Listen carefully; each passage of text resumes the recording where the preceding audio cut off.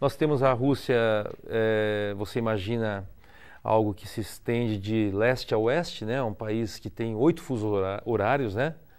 Se você imaginar então a Rússia sendo, vamos pensar bem assim, genericamente, uma melancia, a Chechênia estaria naquela ponta, da ponta esquerda da melancia e do tamanho de uma semente. A proporção da área da Chechênia é uma semente perto de uma melancia.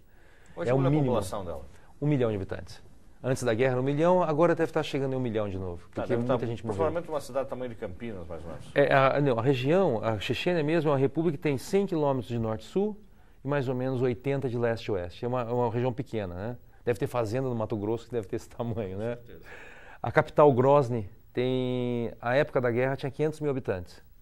Agora a capital tem, agora que está reformada, né? Acabou a guerra, tem 300 mil habitantes. Quando caiu a União Soviética, né, em 91, várias repúblicas pediram independência. Só que boa parte delas, o processo de independência foi algo diplomático e trabalhado gradualmente. O que aconteceu com o Dudaev é que ele deu um golpe. E depois, quem era da época do comunismo ainda lá, tanto é que teve um político de um palácio presidencial em Grozny que foi jogado pela janela. Foi a primeira vítima da guerra, foi esse aí. E ele tomou, com a guarda dele, ele tomou todas as instalações governamentais. A princípio, Moscou não deu atenção, isso foi em 91, foi em setembro de 91. Só que ele tomou o poder e foi simplesmente ignorado por Moscou. Aconteceu que, ao longo desses anos em que ele assumiu a liderança da república, dessa pequena república, né? Muita gente ficou insatisfeita com ele, principalmente pelo fato dele ter se desligado abruptamente da Rússia. Muitos assalariados que recebiam do governo pararam de receber. Toda a assistência que vinha, toda a infraestrutura que tinha essa ligação com Moscou foi cortada. Houve um movimento ideológico que era genuíno, o povo gostaria mesmo de ser independente. Só que foi muito mal pensado. Então foi algo violento, mal pensado, e muito diferente de outras repúblicas. Por exemplo, a Tartária. A Tartária é uma república, é maior que a Chechênia, fica bem no centro da Rússia, né? É um dos lugares que tem maior produção, um dos mais produtivos em termos petrolíferos da Rússia. A independência deles foi negociada. E foi algo gradual, que aconteceu na mesma época da Chechênia, mas foi gradual. Houve reuniões, houve discussões. Tinha tudo para ser uma separação diplomática e não afetar diretamente a população. A infraestrutura da Chechênia se degradando com essa separação da Rússia, né? Principalmente em termos financeiros, lógico, né? É o que eu acho que mais afeta a população. Começou a surgir algumas lideranças anti-Dudaev. E tanto é que chegou num ponto que 2 anos depois a Grozny estava já decrépita, porque não tinha sistema de coleta de lixo. Você começa a imaginar uma cidade que ninguém ganhava para isso, né? As usinas petrolíferas, que é talvez o forte da economia da Chechênia, metade havia parado a produção, porque parte desses dirigentes dessas petrolíferas eram russos étnicos. E com a declaração da independência, houve uma perseguição aos russos étnicos dentro da Chechênia pelos chechenos. E como eles não tinham parentes, né, e a sociedade chechena funciona muito na base de clãs, né, então se você faz mal para algum desses, você tem toda uma clã para te defender.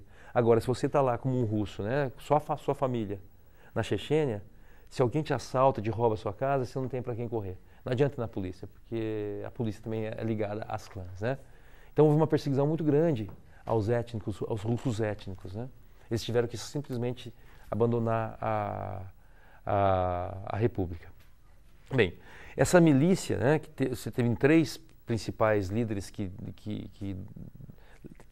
organizaram anti-Dudaev, fez com que parte da população também os apoiasse. Então chegou num ponto em que, em 94, a Chechênia estava dividida em guerra civil já. Então a guerra começou entre os chechenos, pela própria bagunça. Só para né? localizar aqui para o telespectador. O Dudaev, ele já era um líder? Não, ele era um general russo, do exército russo. Ah, ok. Ele era um checheno, do exército russo. E ele estava na Chechênia. Não, ele voltou para a Chechênia um ano antes da declaração. Do golpe. Do e golpe. esse exército que ele montou, eram de chechenos? Sim, de chechenos. Na verdade, era um exército um tanto informal, né? O que aconteceu? Com a declaração da independência, todo o arsenal do exército russo que estava na Chechênia ficou na mão dos chechenos. E o exército também saiu da mesma forma que os outros chechenos, que os outros russos saíram da Chechênia. E largaram para trás tudo. Granada, metralhadora, avião, tanque, né? As unidades militares tudo. Foi tudo deixado. E para ir gravar, o Dudaev deu anistia a todos os prisioneiros. Porque ele chamou todos os prisioneiros, assassinos, ladrões e tudo mais, para fazer parte da guarda dele. E tinha todo esse arsenal deixado para trás. Boa. Só gente boa. Então começa assim a coisa, né? Começa mal, o começo já foi mal planejado, né? E ele, que nem tem esse antropólogo, né? O Valery Tishkov, ele fala, o Dudaev agiu como se fosse o flautista de Amelim, ele prometia à população que, pelo petróleo que eles tinham lá, todo mundo conseguiria ter torneira de ouro em casa, todo mundo poderia viver em mansão, como no Kuwait. Só que ele não levou em conta que o tamanho da república dele é minúscula. E a produção de petróleo, apesar de ser um lugar petrolífero, é muito pequena, né? E não seria suficiente aquilo para dar tudo isso que ele prometia à população, né? E principalmente tendo os salários cortados, né? Foi algo que afetou muito a população, né? Aí surge então já a resistência dentro da própria Chechênia. Tá. Há uma divisão dentro da Chechênia, há um racha. Aí a sociedade mesmo que apoiava, no primeiro momento apoiava o Dudaev, a própria sociedade começa a se dividir. E aí chegou num ponto, em 93, que já está em guerra civil. O Dudaev sofre vários atentados, a troca de tiros toda hora entre eles, né? E aí que entra o Yeltsin, ou melhor, não entra o Yeltsin, né? Houve o Moscou simplesmente ignorou, deixou acontecer. Estava formalizada essa divisão e essa independência da Chechênia? Não foi reconhecida por ninguém. Bom, então ele estava brigando com o presidente. Ele estava basicamente brigando com o presidente. Não foi uma independência unilateral. E com um exército infinitamente menor do que o exército russo. Infinitamente menor. Exatamente. Né? E com todo mundo. Agora, o problema é o povo comum também armado, né? O povo comum armado e uma parte contra ele. Uma parte contra ele. Então essa era a situação em 94, né? Bem, o Yeltsin, quando vê que tá feio mesmo o negócio lá, o Yeltsin manda o exército em novembro de 94 para dar apoio aos opositores. Só que aí, Fernando, acontece algo muito interessante, né? Com essa entrada do exército russo, foi um número de 6 mil homens, 7 mil homens, se eu não estou enganado. Talvez não chegou a 10 mil soldados. Quando eles estão entrando na Chechênia, quem era da oposição, vendo a iminência desse ataque dos russos, se junta à oposição. Então todos os chechenos ficam contra os russos que entram. Porque eles viam essa entrada novamente com a retomada da Rússia na Chechênia. Eles queriam independência, mas não queriam o Dudaev. Mas não a Rússia invadindo de novo. E aí acontece algo muito interessante. Aí que fica exposto mesmo o problema que o exército russo estava tendo. Todo sucateado. Os canhões quebravam no meio do caminho, o caminhão quebrava no meio do caminho, o tanque de guerra tinha que desmontar um para conseguir fazer o reparo no outro que estava na frente. Todo o trajeto do território russo para dentro da Chechênia, eles foram deixando de lado lagarta de tanque, pedaço de caminhão, porque já estava sucateado o próprio exército russo. E os próprios soldados, quando entraram na Chechênia, não receberam mapas. A ordem que eles tinham era simplesmente cercar o Palácio Presidencial e deixar isolado quem estava lá no Palácio Presidencial.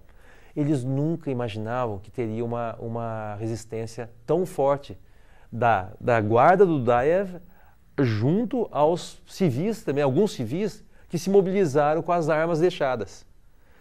Esses soldados que chegaram para cercar o exército em novembro não conseguiram, porque eles tinham alguns guias chechenos levando os soldados.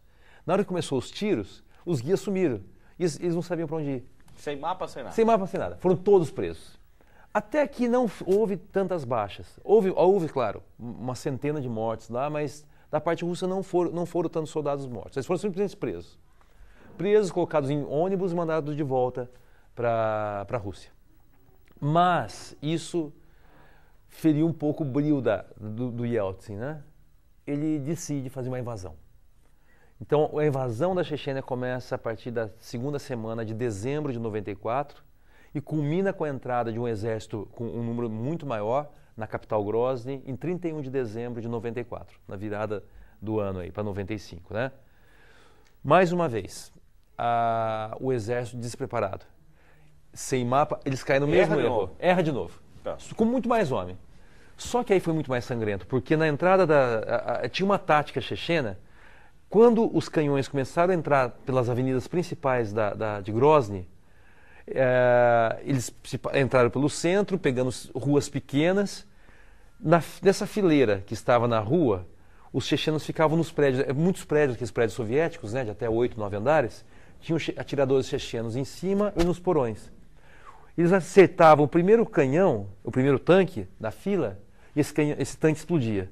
Então, imobilizado, parava tudo. E acertava também o último. Então, eles ficavam ilhados. Ilhados. E os canhões não tinham ângulo para poder revidar, nem lá no topo do prédio e nem no porão. Então, foi uma carnificina. Assim, nas primeiras 48 horas, foram quase 2.000 soldados russos mortos. A partir de então, Fernando, aí a guerra começa a ser séria. Porque há feriu o brio dos russos, eles daquele tamanho, aquele exército, não conseguiam dominar um território minúsculo, né? E o Yeltsin, ele propagandeou na televisão que seria uma pequena guerra vitoriosa, de 2 horas. Vai lá, cerca o Palácio Presidencial, prende o Dudaev, acabou, a gente resolve tudo. E a coisa não foi assim, né? Bem, há então uma intensificação dos conflitos, né? Isso me chama muita atenção e no livro que eu exponho, né? Não houve por parte de nenhum dos governos, nem do checheno Dudaev, nem do Yeltsin, uma atenção com a população civil que ficou no meio do tiroteio, né? Isso acho que foi talvez o mais chocante de toda a história, né? Não houve corredor de evacuação, não havia nenhuma estrutura para esconderijo para a população, nada que o governo Dudaev preparou para a população, quer dizer, a população ficou a Deus dará. Aí começa então a debandada da população e também morte de muitos civis, né? Eles se escondiam em porões, mas mesmo assim vinha bala de todos os lados, né? A Rússia foi enviando cada vez mais homens, né? Enviou artilharia aérea também, que aí começou a destruição da cidade de Grozny e dos vilarejos também. Muito bem, os conflitos duraram por um ano e meio, eles conseguiram eliminar o Dudaev 1 ano e meio depois, em abril do ano seguinte, 96, mas aí a guerra já estava acontecendo. Havia já motivação, principalmente pela vingança, né, dos dois lados em continuar a guerra. Em agosto de 96, há uma reestruturação dos guerrilheiros chechenos e eles conseguem expulsar de uma vez os russos. E aí a Chechênia, então, tem a independência de fato, né? Não ainda burocraticamente acertada, não. O Yeltsin declara um cessar-fogo, o Maskhadov, que era o líder na época, também declara um cessar-fogo e é suspenso após 1 ano e meio, com 18 meses de conflitos aí, a primeira fase da guerra. Agora, esse novo líder que você falou, professor Paulo Edson, ele surge da onde? Ele surge da Rússia ou ele surge da própria Chechênia? O que substituiu o Dudaev. Isso. Ele era o comandante de campo do Dudaev. Como o Dudaev foi morto, ele assumiu automaticamente a presidência da Chechênia. Aslan Maskhadov era o nome dele. E esse teve o apoio da Rússia? Esse sim, porque ele conseguiu, inclusive em Moscou, ele assinou o Tratado de Paz, o Yeltsin, e isso foi em 96. E em 97 ele assumiu, após uma eleição legítima da população, ele assumiu com a maioria dos votos e tentou administrar uma república destroçada pela guerra, sem apoio financeiro, sem reservas financeiras para poder reconstruir, ou com 80% de desemprego, grande parte da população com problemas de saúde, claro, após a guerra, né? Precisando de assistência. Moscou tentou ajudar, apesar do que o que Moscou mandava estava aquém do que era necessário para reconstruir uma república daquela, né? Reconstruir as fábricas e tudo mais. Só que durante esse período aí, em 96, 97, começa a acontecer algo muito mais ainda sinistro, né? Os próprios chechenos armados se tornam sequestradores. Eles sequestram a eles mesmos, famílias, crianças, pai de família. Qual o objetivo? Resgate financeiro. Mas existia dinheiro no país, então? Então, o pouco que tinha era para resgate. Ficou um dos lugares mais perigosos, ficou um dos lugares mais perigosos da Rússia, né? Ainda havia uma outra unidade do exército russo na Chechênia, pequena, mas havia ainda. E basicamente a Chechênia cai no caos de novo, ela não consegue sair do caos. E para complicar nessa situação ainda, começa a haver durante esse período, 96, 97, uma infiltração de extremistas islâmicos na Chechênia. A Chechênia era um país islâmico antes do comunismo, apesar de ser algo praticado por uma pouca parcela da população, né? Durante a época soviética, boa parte não tinha religião, né? Mas o conflito, isso é algo interessante que acontece, né? Isso é recorrente na história da humanidade, né? Você passa por situações que extrapolam a sua lógica, você recorre ao além, né? Ao sobrenatural, né? E a própria guerra foi a principal, acho que, motivo dos chechenos se tornarem religiosos, né? E há uma infiltração dos islâmicos radicais, principalmente do Oriente Médio, em que eles pregam que era a hora de não só ter a Chechênia, mas sim ter um Emirado Caucasiano Islâmico. E para isso, eles começam a invadir alguns territórios adjacentes da Rússia, no caso da Daguestão, que é uma república ao lado da Chechênia.